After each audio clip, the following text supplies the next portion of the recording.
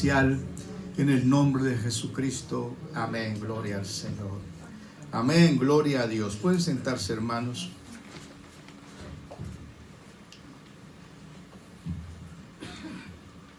Bueno, estaba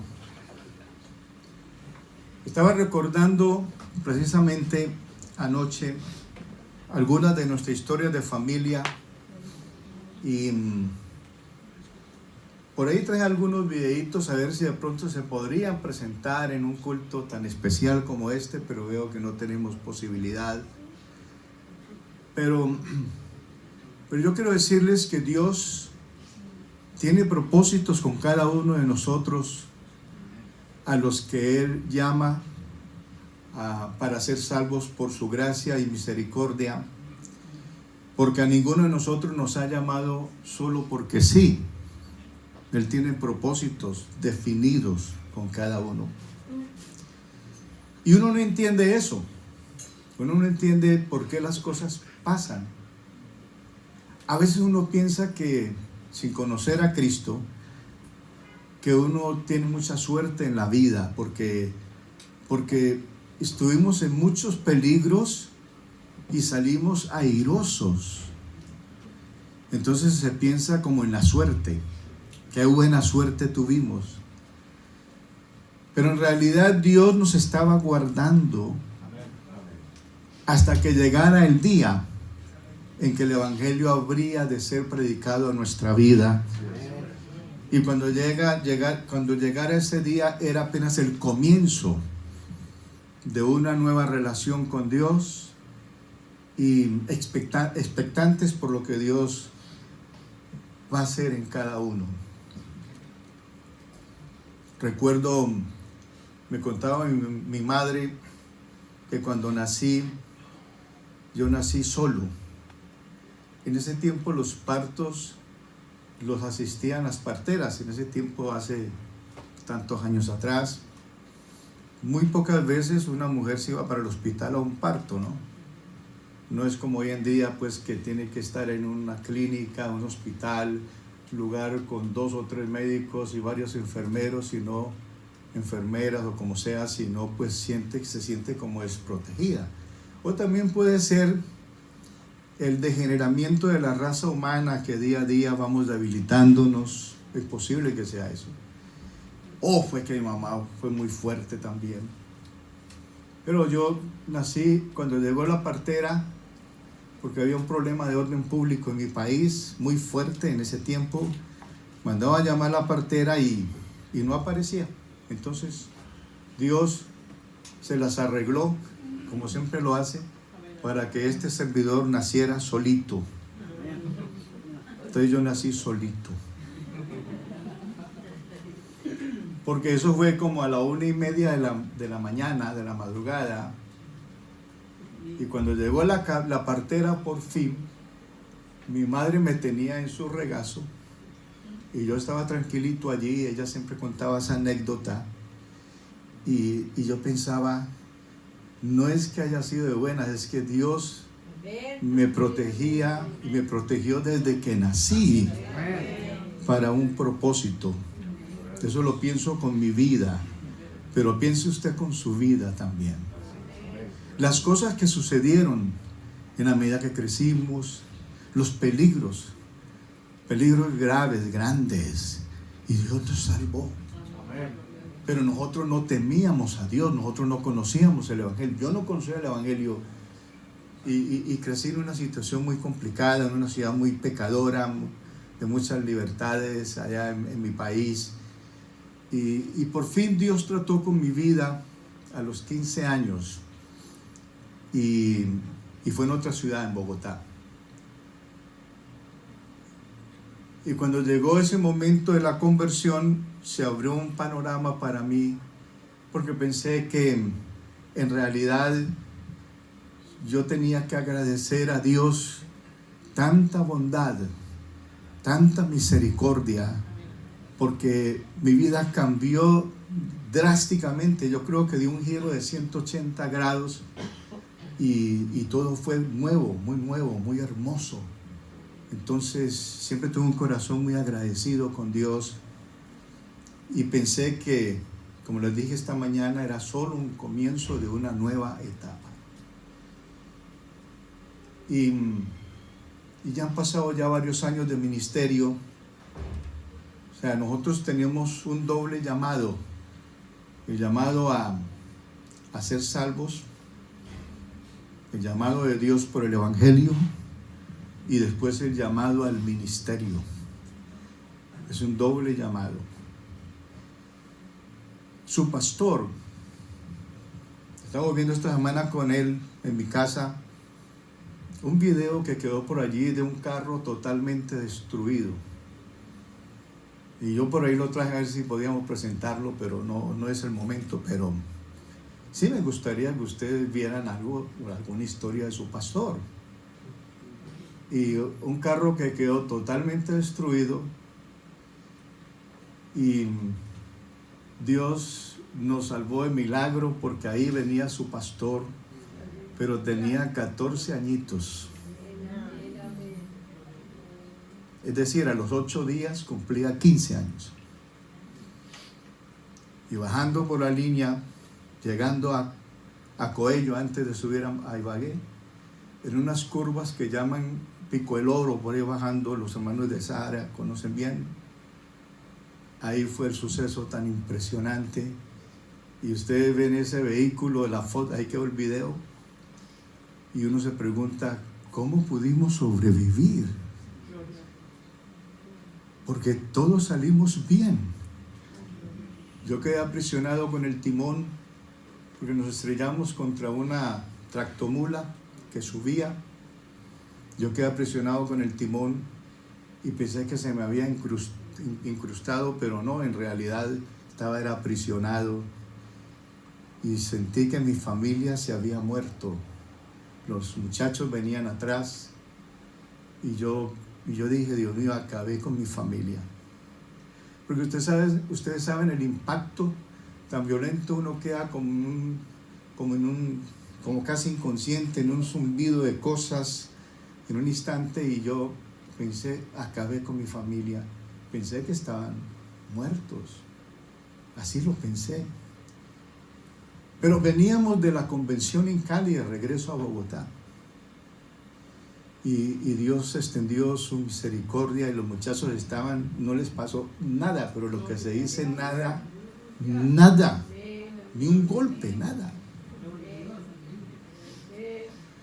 Mi esposa estuvo con un brazo vendado, pero no se fracturó, y el parabrisas pues todo se desintegró, y ella como que se comió una cantidad de vidrios de esos de parabrisas, y yo quedé aprisionado, no podía moverme, y pensé, este carro se va a incendiar, y yo sin poder moverme. Dije, Dios mío, este carro se va a incendiar porque puede haber un corto ahí en esas instalaciones.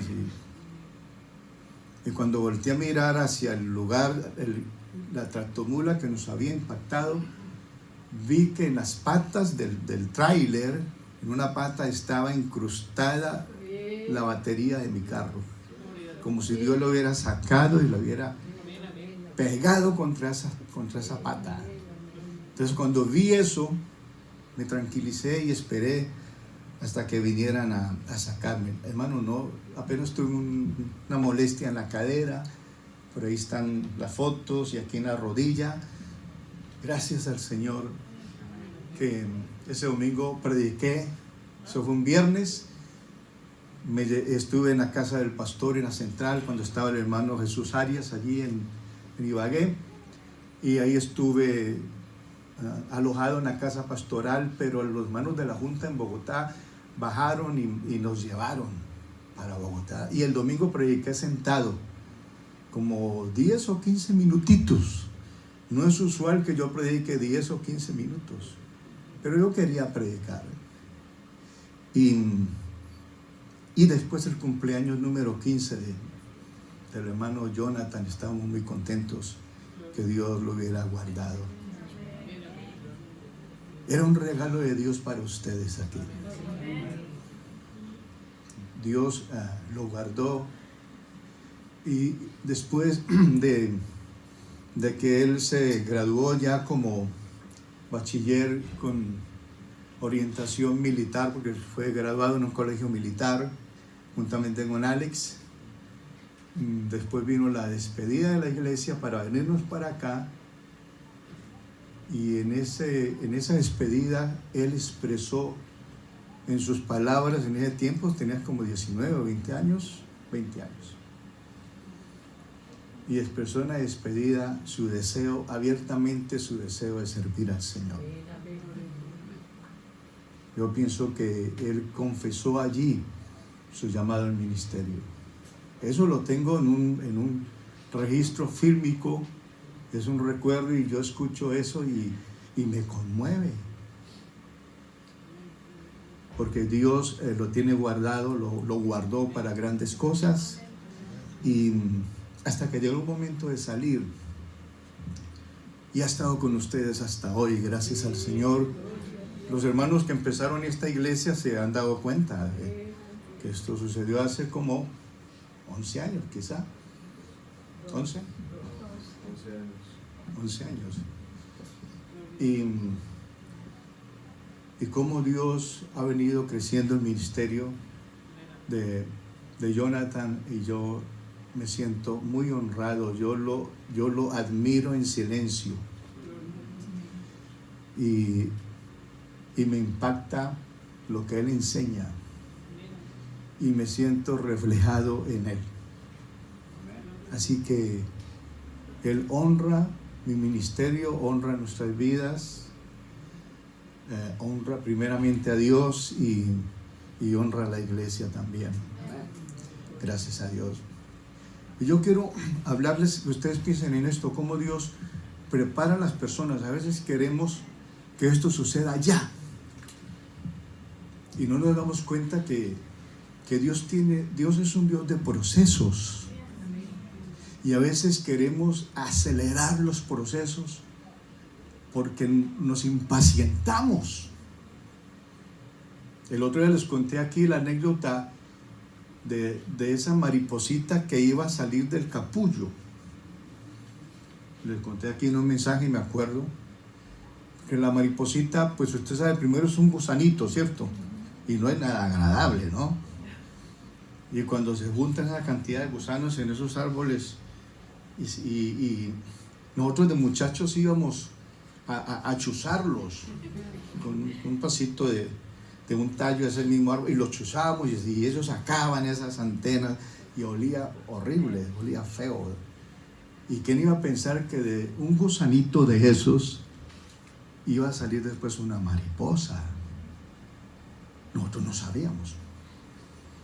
Pero después viene la crisálida, y parece que se hubiera muerto, y está un buen tiempo ahí formándose, hasta que comienza a salir del capullo, ¿verdad?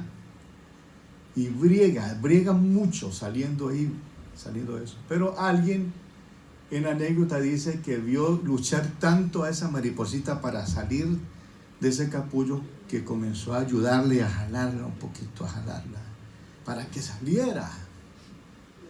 Y cuando la mariposita salió ayudada, cayó allí y no pudo volar. Lo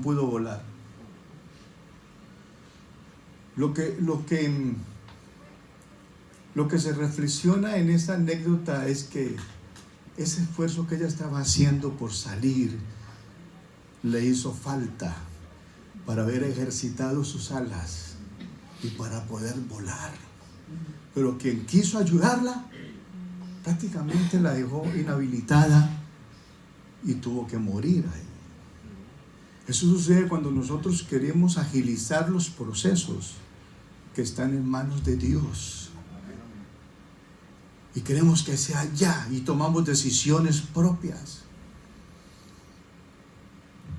David fue ungido como rey. Dios envió al profeta para que lo ungiera, y él era rey porque Dios lo envió a que lo ungieran. ¿Y cuántos años tuvo que esperar hasta que Saúl muriera? Y él sabía que era rey, que era legítimo rey, había recibido la unción. Si algún hermano esta mañana tiene un llamado para servir a Dios, tiene que aprender a esperar los procesos. Y en el momento cuando Dios lo determine, qué bonito es uno salir con un llamado, sin necesidad que nadie le ayude, sin necesidad que nos ayuden a salir del capullo. Nadie jamás me ayudó a mí, jamás nadie mencionó mi nombre desde que yo salí hace 48, casi 49 años al ministerio. Jamás tuve un padrino que mencionara mi nombre y que me ayudara. Y yo dije, si eres tú, Señor, que sea evidente que eres tú el que me estás llamando a un trabajo tan especial como leímos aquí en Tesalonicenses, tan bello que dice este pasaje. Aleluya, que Él nos confió este mensaje. Aleluya, nos confió el mensaje del Evangelio. El versículo 4, sino que según fuimos aprobados por Dios para que se nos confiase el Evangelio, así hablamos. O sea, Dios nos llama y en realidad lo que Él nos dice, aquí está este mensaje. Cuando uno recibe una iglesia, entonces los directivos, los oficiales, le entregan la Biblia simbólicamente, y es como Dios, por medio de ellos, de las autoridades, nos está confiando el Evangelio para que lo enseñemos, para que enseñemos el mensaje. Ese ha sido una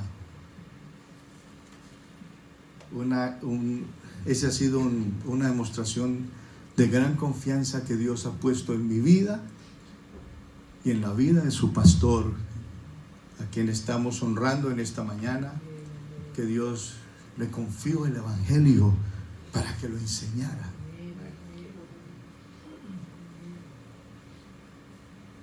Para que lo enseñara.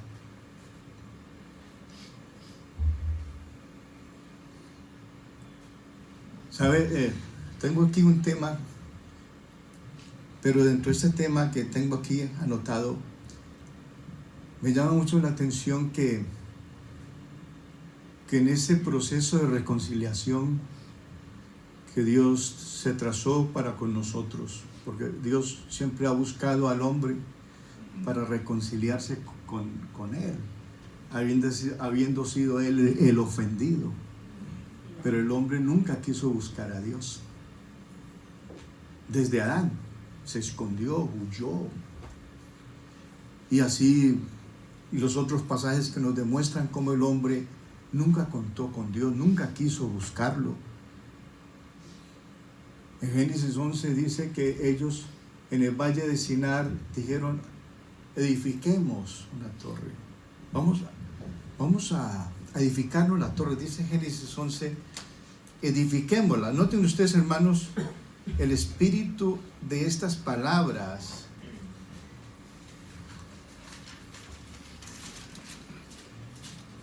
Vamos, verso 4, edifiquémonos una ciudad y una torre cuya cúspide llega al cielo, y hagámonos un nombre, por si fuéramos esparcidos sobre toda la faz de la tierra. Y descendió Jehová para ver la ciudad y la torre que edificaban los hijos de los hombres, y dijo Jehová, he aquí el pueblo es uno, y todos tienen un solo lenguaje. Pero ellos nunca buscaron a Dios, quisieron buscar soluciones por su propia iniciativa.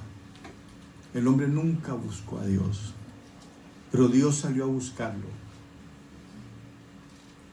Y nos abrevia esa ilustración que inicialmente fue dada para tratar con el pueblo de Israel.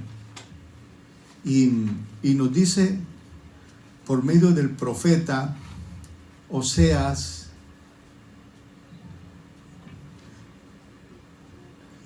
que usa una forma tan especial, porque no fue en realidad una metáfora, sino que fue realmente un suceso, que Dios le dice: anda y cásate con una mujer amada de su compañero, aunque adúltera. Y él va y toma a esa mujer porque además él la ama. Y yo le voy a abreviar el pasaje. Toma a esa mujer, y esa mujer se fue después tras uno y tras otro. Y uno se imagina que esa mujer tuvo prole, tuvo familia, porque sus infidelidades fueron tan frecuentes en realidad, que era como si le dijera a su esposo: tengo este hijo, pero no es tuyo, es de otro, pero él la perdona.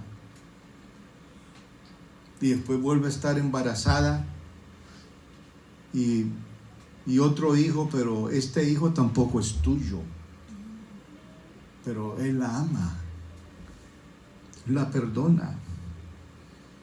Y después así, otro hijo. El problema es que él ama a esa mujer. Y se fue, la Biblia la trata como novilla indómita. Y asocia este comportamiento con Israel. Pero una vez, después de vagar tanto, están subastando en una subasta pública. Están subastando a esa mujer. Es la razón por la cual aparece ahí. Subastando esclavas, y entre ellas él vio a su amada ahí. Imagínense cuánto habría rodado. Y ahora estaba en una subasta pública. Y él la compra. Y dice el precio.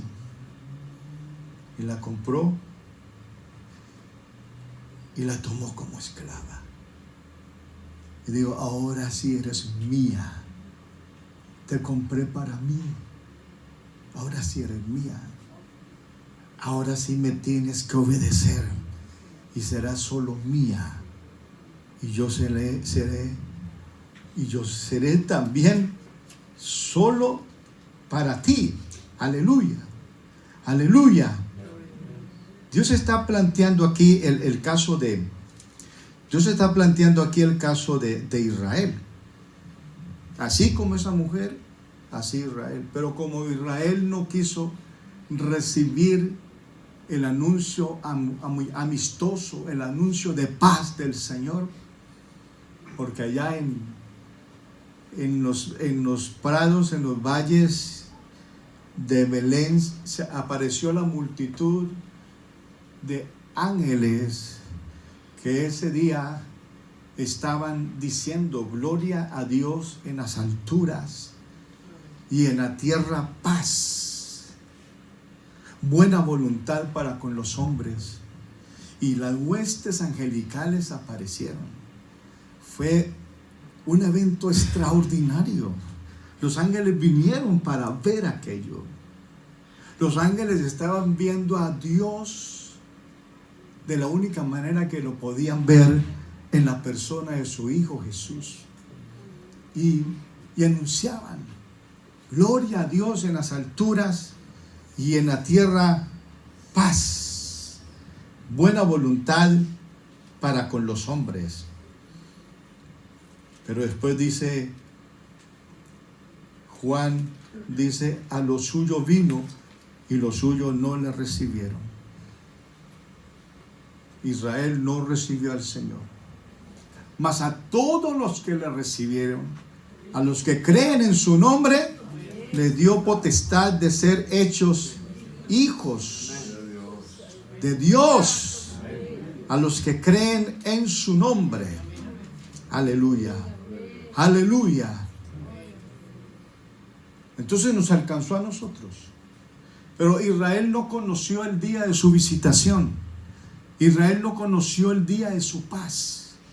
Y cuando él llora sobre esa ciudad, y en pasajes como Lucas 19, el Señor dice, bajando hacia Jerusalén, entraba victorioso, era proclamado rey por sus seguidores, y se detuvo a mirar la ciudad y dijo, oh Jerusalén, que matas a los profetas y cuantos te son enviados. Bueno, eso lo dijo antes. ¿Cuántas veces quise cobijar a tus hijos como la gallina cobija a sus polluelos y no quisiste? Pero ahora está diciendo en Lucas 19, oh, si a lo menos conocieseis en este tu día lo que es para tu paz. Pero ahora están cubiertos de tus ojos. O sea, ellos rechazaron el llamado de Dios a atender esa reconciliación y a traerles ese mensaje de paz. Ellos rechazaron aquello, y por eso es que Israel ha sufrido tanto como consecuencia de ese rechazo. Ellos no conocieron el día de la visitación. Por eso cuando el Señor exponía las parábolas, Él les aclaraba y les explicaba a sus discípulos lo que significaba esa parábola, pero no a ellos, no al pueblo, porque ellos habían rechazado ese mensaje. Es curioso cómo actúa Dios. Pero entonces nos alcanzó a nosotros con esas promesas, y nosotros nos vemos reflejados en esa mujer infiel que rodamos de aquí para allá y de allá para acá con amantes religiosos, con ídolos, con tradiciones religiosas. Qué impresionante ver esta semana todo lo que ha acontecido en el campo espiritual, la celebración del Halloween aquí en Estados Unidos, pero al día siguiente la celebración tan asquerosa del pueblo mexicano por guardar sus tradiciones respecto al Día de los Muertos. Esta semana se ha hablado de muertos, se han levantado muchos altares a la muerte. Yo no me explico por qué hay hermanos que les fascina ver películas y series que exaltan la muerte. Películas de horror. Y esas diferentes sagas, es que se dice, una serie de cosas como los zombies y todo aquello. Y la gente se goza viendo, hermanos de la iglesia se gozan viendo aquello que exalta la muerte. Y abren su corazón y su mente a esos mensajes. Es impresionante eso, hermanos. Porque nosotros estamos proclamando la vida en Cristo Jesús. Porque Él sacó, con su resurrección, sacó a luz la vida y la inmortalidad por el Evangelio. Pero es contradictorio que hermanos de la iglesia hagan lo otro.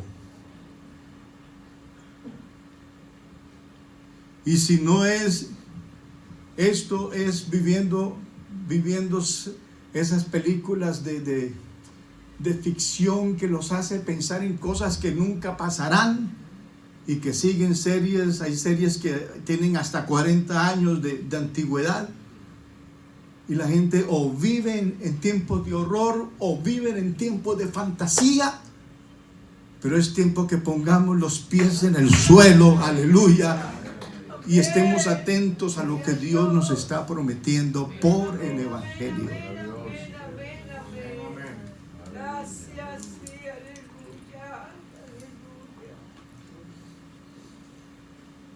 Y Dios nos compró como el profeta a aquella mujer. No queríamos obedecerle, y la Biblia dice: no sabéis que si obedecéis al pecado sois esclavos del pecado. Nosotros, el ser humano es esclavo del pecado si obedece al pecado, pero somos esclavos de Cristo si obedecemos a Cristo. No hay un término medio. Entonces Dios nos compró a precio de sangre. nos compró en el Calvario a precio de sangre, nos justificó por su gracia. Aleluya. Y ahora somos amigos de Él, porque Él dice, no hay mayor amor que este, que alguien ponga su vida por sus amigos. Gloria al Señor. Gloria al Señor. A pesar de nosotros haber pecado de tal manera, Dios ahora se ha constituido, aleluya, en nuestro amigo, porque Él nos reconcilió como un acto pasado, dice la Biblia, que nos reconcilió en Cristo. Cuando se hizo la reconciliación, Dios estaba en Cristo reconciliando consigo al mundo. O sea, en el Calvario estaba el Señor reconciliando al mundo consigo mismo. Aleluya. Aleluya. Gloria a Dios. En 2 Corintios 5 dice el verso 14, porque el amor de Cristo nos constriñe, pensando esto, que si uno murió por todos, Él murió por todos. Amén. Luego todos murieron y por todos murió, para que los que viven ya no vivan para sí, sino para aquel que murió y resucitó por ellos. O sea, no nos pertenecemos. Él nos compró. Y ahora legalmente Él es nuestro amo, nuestro Señor. Y nosotros sus siervos. Aleluya. Gloria al Señor.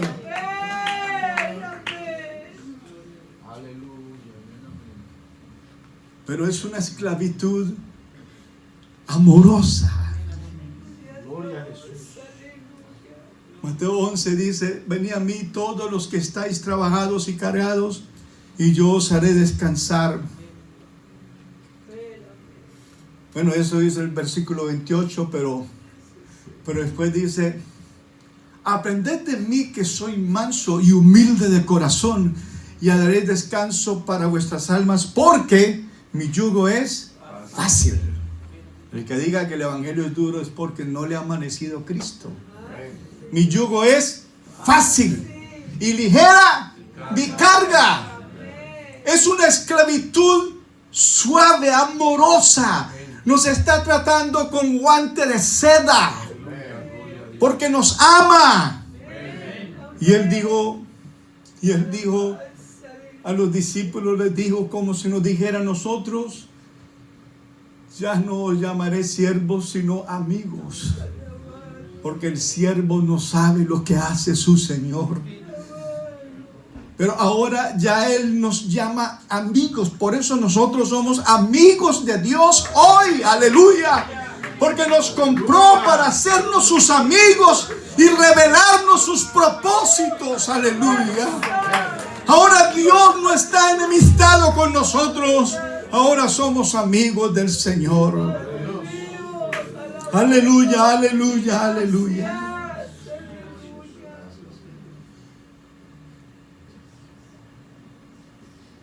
Saben que en este proceso de crecimiento en la iglesia, que estamos pensando en la función del pastor, ya Dios hizo la amistad y estableció este rebaño, porque para Dios no hay sino un rebaño y un pastor. Entonces, en estos lugares, como la iglesia está esparcida por todo el mundo, nosotros somos como rediles allí, pero en realidad conformamos un solo rebaño. Y ha puesto al frente de cada redil un pastor que transmita, como dije antes, la voluntad de Dios, el pensamiento de Dios, para que lleve la carga del pueblo. Muchos hermanos podrían hacernos este trabajo mucho más fácil si entendiéramos esto. Pero hay cosas que no se entienden sino mediante la revelación del Espíritu Santo. Porque si no, cada uno quiere figurar.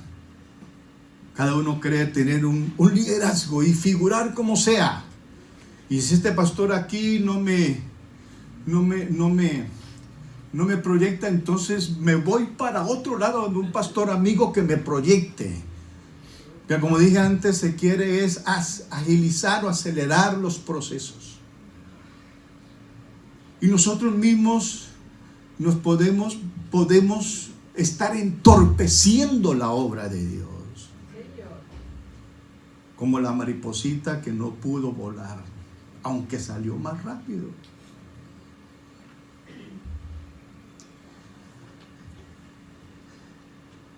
Dios tiene proyectos con cada uno de nosotros, pero ¿cómo serían las iglesias de lindas, de fuertes, si muchos no hubieran tomado su propia decisión y hubieran querido hacerse sentir tomando su decisión? Yo estaba viendo ahora, tuvimos la semana pasada un programa en Brewster y pensábamos, ¿cómo estuviera la iglesia de lindas si algunas familias que se fueron no se hubieran ido? Si algunos que deberían estar allí no se hubieran ido. De todas formas, Dios busca compensar la congregación, pero ¿cómo hubiera sido de fácil si todos hubiéramos obedecido? Algunos quieren figurar. Y yo sí pienso que en este asunto de figurar, todos tenemos un tope. Porque comenzamos a crecer, vamos a suponer que nosotros fuéramos miembros o fuéramos órganos de un cuerpo. La iglesia es un cuerpo y tiene su cabeza, pero supongamos que nosotros fuéramos cada uno fuéramos un órgano. Pues con la cantidad de creyentes que ha habido y habrá, nosotros no somos un órgano del cuerpo de Cristo, sino por ahí una célula o qué sé yo. Pero vamos a suponer que fuéramos un órgano y quisiéramos crecer y crecer y crecer y crecer y crecer y figurar. Pero la Biblia dice, el Señor puso a cada miembro en el cuerpo como Él quiso. Como Él quiso. Escuchan, como Él quiso. 1 Corintios 14, usted puede leer 11, 12, 1 Corintios 12, 13 y 14. Que ahí está las funciones del Espíritu Santo, las funciones en la iglesia. De eso no se va a hablar ahora. Pero algunos quieren crecer y destacarse y están tan sobrados que se salen de la ropa. ¿Sabe? En las congregaciones encontramos personas que creen que esa congregación no es digna de ellos y se van a buscar otros lares, por otros lares, otras oportunidades. Pues yo pienso que el ministerio tiene un tope, las funciones tienen un tope. Si yo fuera, por ejemplo, o si usted fuera corazón de este cuerpo, comenzaría a crecer desde niño y a crecer y a crecer y a crecer y a crecer. Pero va a tener un tope, no puede crecer más. Porque si ese corazón sigue creciendo y sigue creciendo y sigue creciendo, entonces se va a morir. Porque va a desbalancear el cuerpo con cualquier órgano. Por eso aquí en la iglesia del Señor yo no creo en las celebridades, ni en los ministerios especiales, ni en los artistas dentro de la iglesia, sino que todos en común estamos en una función de glorificar al Señor, que es la cabeza de esta iglesia, y Él nos da un tope en el ministerio. Por eso todos tenemos que meternos dentro de ese molde. Así que Dios puso un pastor en la congregación para que ilustrara, para que enseñara. Es curioso, la función del pastor se describe, y yo hace un año estaba predicando, creo, sobre Gálatas 4:19, donde dice: hijitos míos, por quienes vuelvo a sufrir dolores de parto, hasta que Cristo sea formado en vosotros. Nadie conoce los tiempos de angustia de un pastor.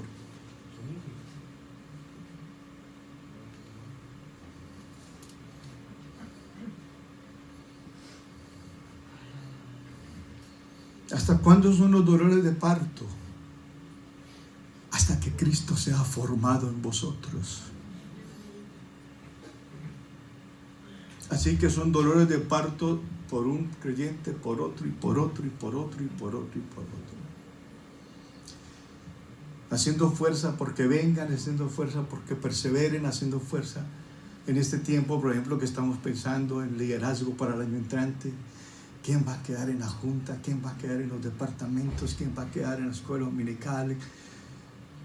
Y lamentando situaciones, pero descubriendo también capacidades y ministerios en otros. Pero es un dolor de parto.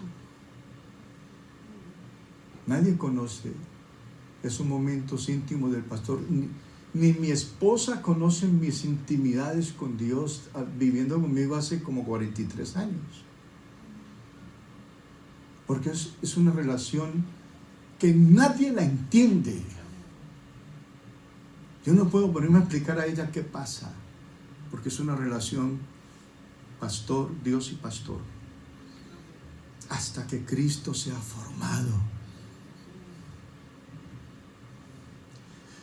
Pero además nos dice en el pasaje leído de Tesalonicenses, en el capítulo 2, ¿verdad? Que estamos leyendo, comenzamos leyéndolo.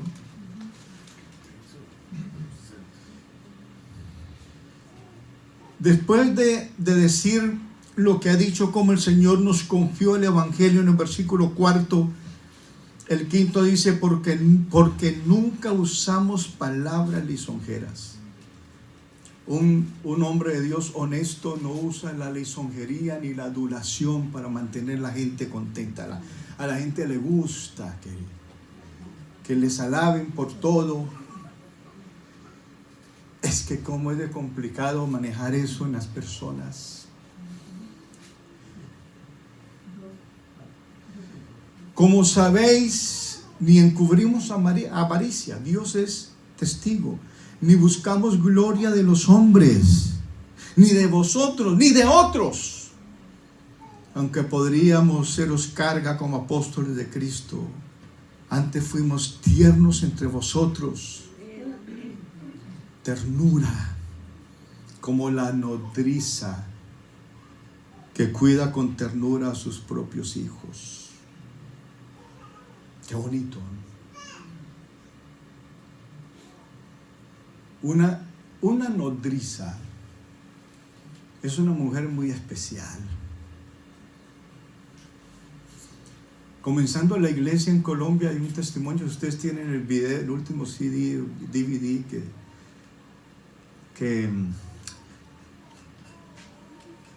que sacó a la venta, o que produjo más bien el Departamento de Publicaciones, Departamento de Educación Cristiana en Colombia.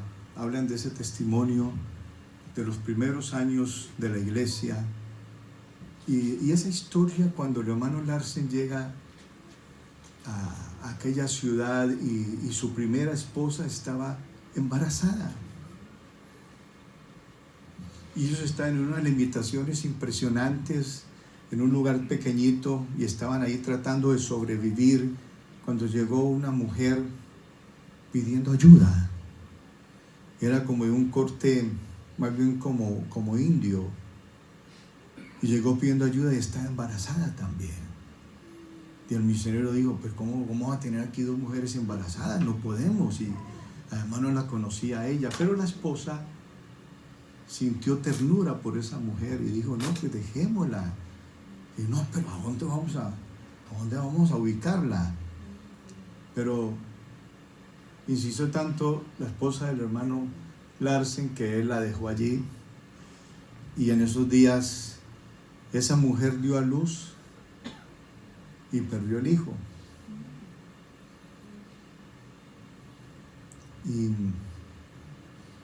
Y días siguientes, un tiempo despuésito de esto, la esposa del hermano Larsen dio a luz y se murió ella.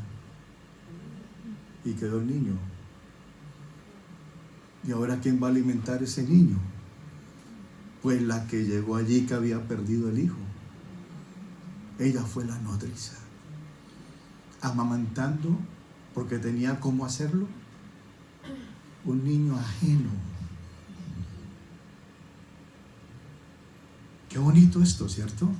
Cómo Dios prepara de antemano los sucesos. Que ustedes pueden comprobar esa historia, leerla con más exactitud.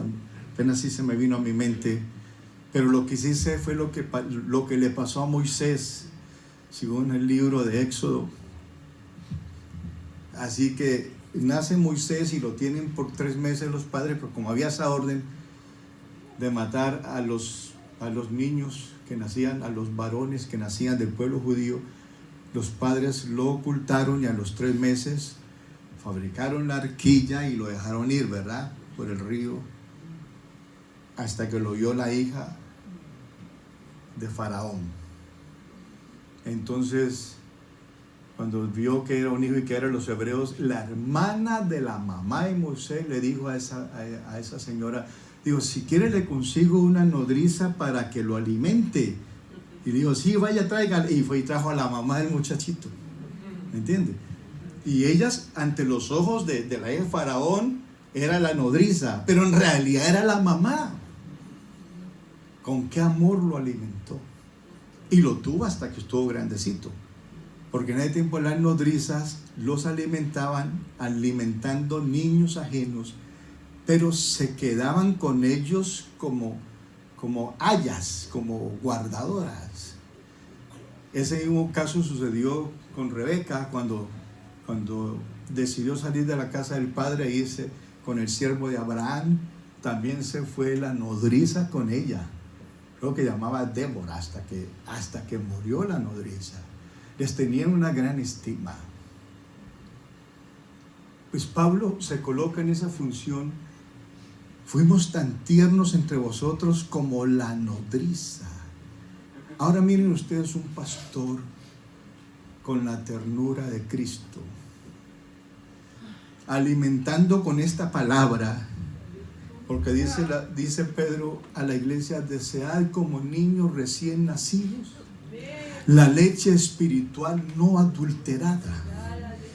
Y el pastor es el que alimenta como una nodriza con esta palabra. Amén.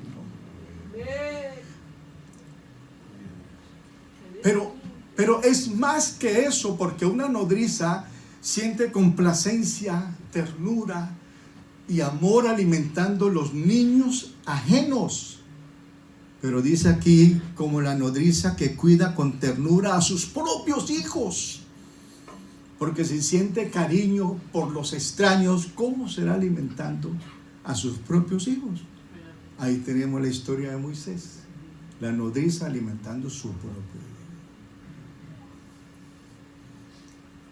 No necesitamos, en este caso, tener la experiencia de una mujer que sufre dolores de parto, como dije en Gálatas 4, Gálatas 4:19, para saber qué es eso. Un pastor sabe lo que es eso en el campo espiritual. Ni tampoco necesitamos ser una nodriza para saber, para comprender esto. Solo que el pastor entiende que en el campo espiritual está dado a la iglesia con ternura para atender a cada uno de ustedes. Y por eso cuando nos despedimos de una congregación, generalmente decimos, nunca los vamos a olvidar. Y es la verdad. Han llegado a ser, hemos más bien llegado a ser tan compenetrados en ambos sentidos, que uno nunca olvida las congregaciones. Yo llevo como 10, tal vez, o quizás sea 11 Brewster, y no olvido los hermanos. Sí se me olvidan los nombres, cómo era que llamaba aquel, pero no se me olvidan los rostros. Nunca los olvidaremos. Lo que uno dice cuando entrega una congregación, nunca los olvidaré, es verdad, porque una nodriza nunca olvida a aquellos que está cuidando. Por eso, porque el pastor se da todo en ese campo, por eso es que es muy importante muy importante que ustedes hagan lo que están haciendo hoy, honrando a su pastor. Se honra en este día, pero no solo las oraciones son en este día, sino que las oraciones serán continuamente si queremos que Dios lo dirija, si queremos que nunca pierda esa conexión con el Espíritu Santo, porque esta iglesia en verdad es del Señor. Aleluya. Tienes el que da el crecimiento, gloria al Señor. Y necesitamos que esa vía de comunicación del cielo con la tierra se siga manteniendo en favor de la iglesia en Little Falls. Por eso, gracias a Dios por el crecimiento. Gracias a Dios por los hermanos que no conocía y hoy estoy distinguiendo sus rostros. Gracias a Dios por el Espíritu Santo que se derrama aquí. Gracias a Dios por todas las conversiones. Vamos a estar de pies y vamos nuevamente a agradecer al Señor por su gran bendición.